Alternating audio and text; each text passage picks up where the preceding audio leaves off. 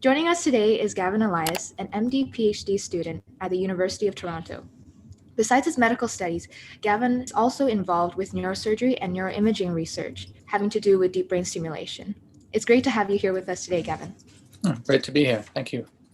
For viewers who haven't heard of the MD-PhD program before, could you briefly outline for us what it involves and how many years it takes? Sure, yeah. So I think MD-PhD programs have been around for a while. I'm specifically, of course, at U of T, and it's a pretty small program there, but it's actually the largest in Canada, I believe. So there's, in my year, about, I think, 13 people started alongside me.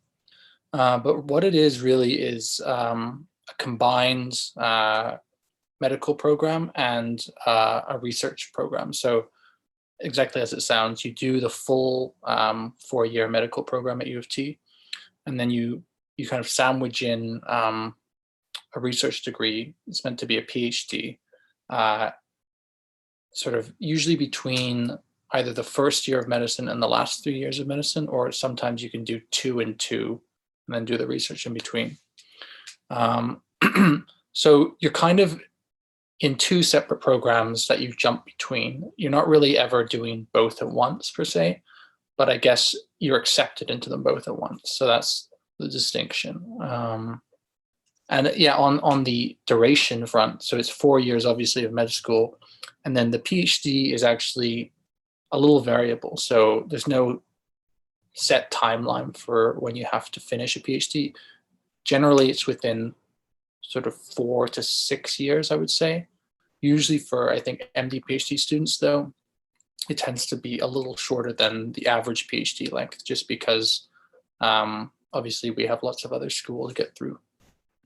I guess the unique thing is you're entering into a combined program sort of right at the outset, because it's not unique in that you have sort of research and medical training, because a lot of, well, not a lot, but I guess it's not that rare for people to maybe do a master's or even a PhD before entering medical school, or in some cases afterwards. So there'll be people who will complete their 4-year medical degree, or 3 maybe, and then either in residency or at some other point they might complete a research degree. But the MD-PhD is sort of unique in that you do it within the MD sort of program. From what we understand, you're also working on a PhD thesis, which is pretty exciting. So could you tell us about your thesis work? I mostly work with MRI, specifically sort of analyzing the MRIs of patients who have DBS, deep brain stimulation surgery, and using that to kind of learn things about the procedure and the therapy, how we can improve it potentially. With DBS, for those who don't know, it's really a procedure wherein you place electrodes, very small little electrode leads inside the brain through a little hole in the skull. And these leads sort of stay there for the long term, and they're used to deliver electricity to a specific brain target. So you can actually target anywhere in the brain, basically. And where you want to put those electrodes depends on what you're trying to achieve. So for Parkinson's disease, for example, that's sort of the most popular use of DBS right now. It's pretty well established. It's a very effective treatment. There's a specific structure, or a couple different structures, that are usually targeted for Parkinson's disease. You know, they're tiny little structures, so there's a whole methodology in terms of how you can precisely target that area in the brain and put the lead in there, the electrode in there. But there's all sorts of other structures in the brain you can target as well, and that means that you can target, you can use DBS to potentially treat all sorts of other diseases and disorders.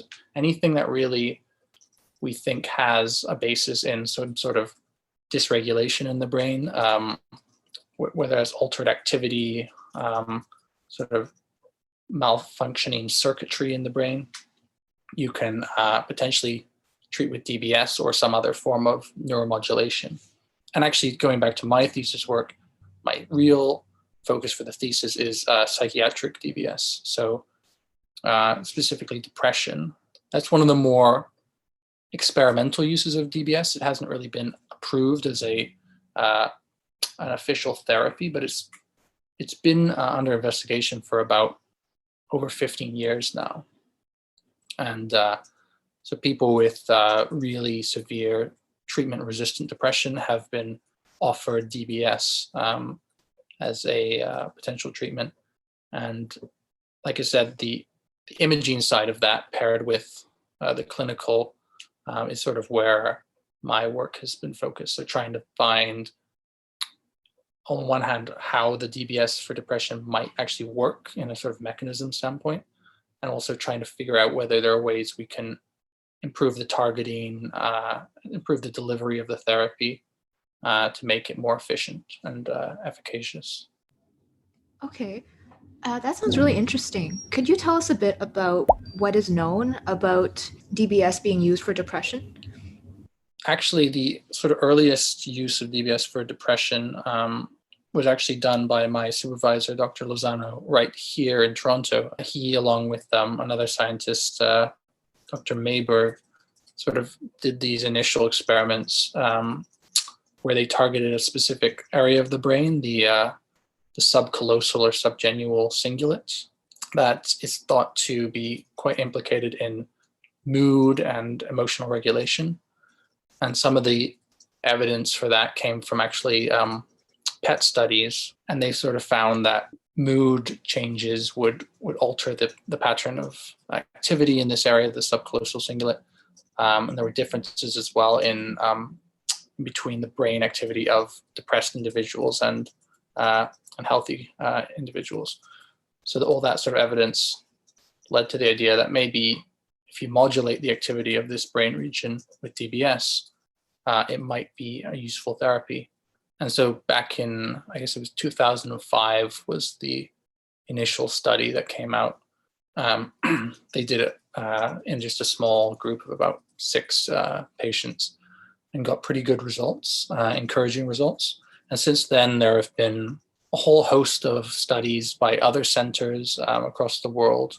Generally, it's been pretty encouraging. It's still one of those things where there's not solid evidence to prove definitively that it's sort of ready for approval. So there was one, really the largest multi-center, well, it was a blinded randomized control trial of this therapy.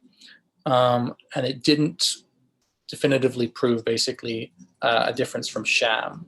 So one of the issues with that is it was a study that compared people who received the actual treatment with people who had the electrodes and everything in, but they weren't actually receiving electricity. So you can turn the device on and off in a way that the patient might not necessarily know.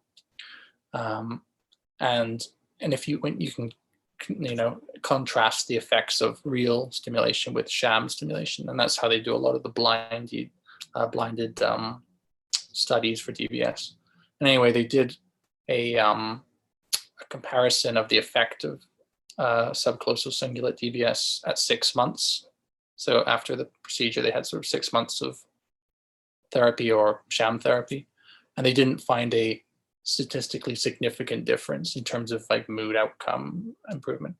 But one of the things that people have sort of criticized about that is we know that it takes time for the brain to respond and for mood and all these other aspects of depression to respond to DBS. So the time frame of 6 months only is probably too short. And the other thing is what that study kind of highlighted is the importance of personalizing and really adjusting and fine-tuning the therapy. So with DBS, I mean, there's so many parameters to control because the precise targeting of the electrodes, where exactly down to the millimeter in the brain makes a huge difference because these structures are they're in the scale of millimeters really. So a tiny difference off to one side could mean you're hitting a completely different brain area or different part of the brain area that has different function or structure or connections. And then the other thing, of course, is everyone's brain is a little different. So you can't just sort of have a generic target necessarily, although that's often the way it was done. You have to sort of look at the brain, usually with MRI beforehand. And then also during the surgery, there's ways you can record from the brain. So that there's the targeting aspect of it. There's also the parameters of the stimulation. So one of the cool things about DBS compared to older brain treatments, like neurosurgical treatments, where they still do, they would like burn out, sort of ablate pieces of the brain to sort of kill off the neurons or the cells in that area. So like pieces of the thalamus, for example, could be burnt out to stop tremor, for example. And with DBS, in some ways, people have argued you're kind of doing that with electricity. It's probably more complicated than that. But the good thing about DBS is you can turn it on and off. So it's reversible.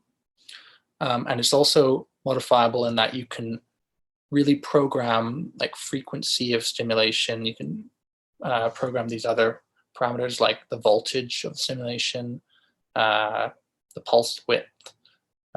There's also little ways that you can change exactly where the stimulation is coming out of in the lead and the electrode. So there's so many ways to customize it, and those parameters can have a big impact actually on the clinical outcome. And that's actually a lot of what I've been looking at in my thesis, like not just with depression, but especially with DBS for depression, is how can we learn about what are the most effective areas of the brain to stimulate, or exact locations to stimulate, and perhaps we can apply that to future treatment to sort of improve the outcomes. Wow. So as a researcher in such a blossoming field, what do you think are some important qualities that you have that's for research? So any important traits or qualities that researchers should have, especially for a field that has a bit of controversy like that? Yeah. Well, I guess in trying to stay open-minded and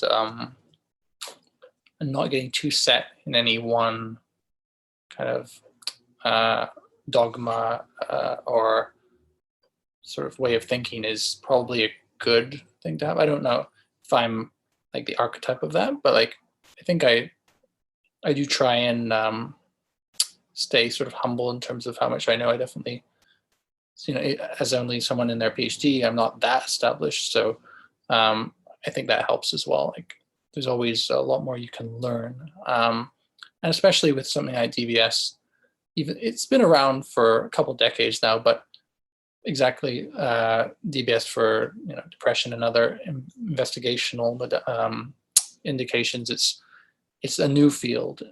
So there's a lot of different ideas out there. And that's kind of cool because it's like there's different theories and arguments that different groups make, and you can kind of wade into that, and it's intellectually interesting, I think. And I guess other qualities, well, one thing I haven't mentioned is how collaborative it all is, I think. Like I didn't really know much about neuroimaging at all before I started my PhD. I had done a little research project at the end of my undergrad just because I had the opportunity, but I didn't really learn much there. It was kind of an interesting experiment, but I really learned everything as I was going through it with my with the PhD work, and I learned a lot from colleagues in the lab, especially. So it's not, we don't have a big lab. The imaging lab that I'm in is sort of an ad hoc group that just sort of formed over time. So there was a student who was doing his PhD. He started a year before me. So he and I worked quite closely, and then another very knowledgeable researcher joined us from Montreal when he came over a couple of years back. And we have a few other students, and we're all working very closely together and learn a lot from each other. So I would say like collaborating and learning from others is really key, because it allows you to pick up on things much quicker and do things that you might not otherwise have been able to do.